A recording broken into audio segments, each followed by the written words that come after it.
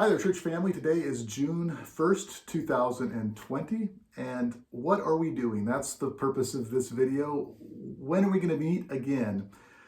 As of today, we're going to meet again June 14th, which is contingent upon this one thing. It's contingent upon whether or not we go as a county from phase 1 to phase 2.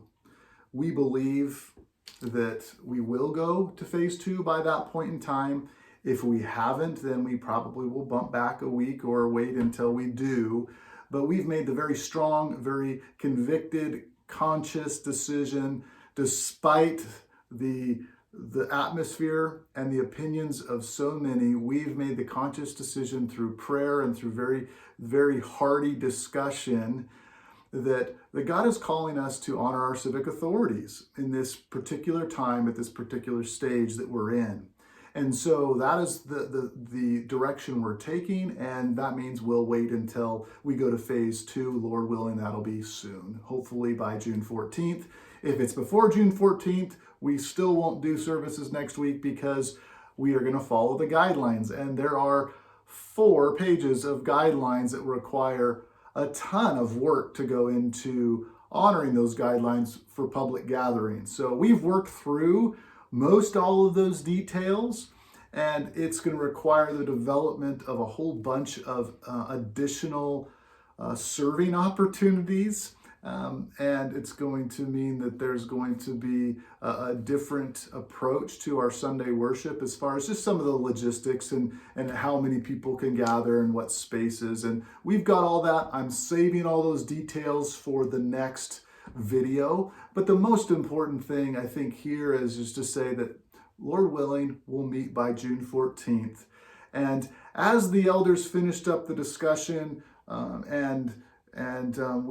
kind of sat back, we realized and we know, and what's most important to us is not the logistics. And believe it or not, what's most important for us isn't actually to get back together in person. That's a big motivator, but it's not what's most important. What is most important is that God is glorified. And God is glorified, as one man said, God's glorified in us when we are most satisfied in Him. And I believe strongly, we believe strongly that the cultural climate of today and the fear that is infused because of this pandemic and the political chargedness of our world today has our minds most occupied in areas that probably are not as redeeming as what Isaiah 26:3 says. God will keep in perfect peace whose mind is stayed upon thee. And the reality is we have the Holy Spirit in us. The reality is Christ came, He died, He left this world so that we would be better off with the Spirit of God in us, the Holy Spirit.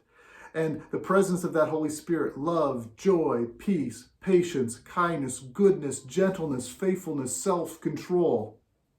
It's not being seen in our world today, not being seen on the streets of Seattle and Portland where there's rioting and buildings burning as of right now.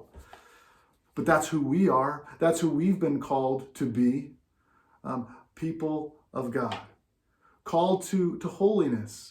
A holiness which has been talked about in Romans chapter 7 by Pastor Rob and Andy and Dr. Bob this past few weeks, and a great life that we're called to, and we're going there in Romans 8 this week. But be the church now. You as an individual have some freedoms that we may not have as a large church, so take advantage of those freedoms. Take advantage of the opportunities to go to someone in your life physically and look at them in the eye and say, how are you doing?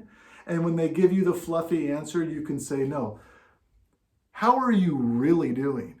Like, how are you treating your spouse?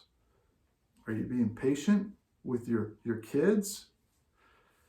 How is that temptation towards the addiction going? How are you doing? How can I really pray for you? Take advantage of that, because that's more important than the bickering that seems to be so prevalent today. I love you. Stay tuned. I'll give all the details for our coming together on June 14th shortly.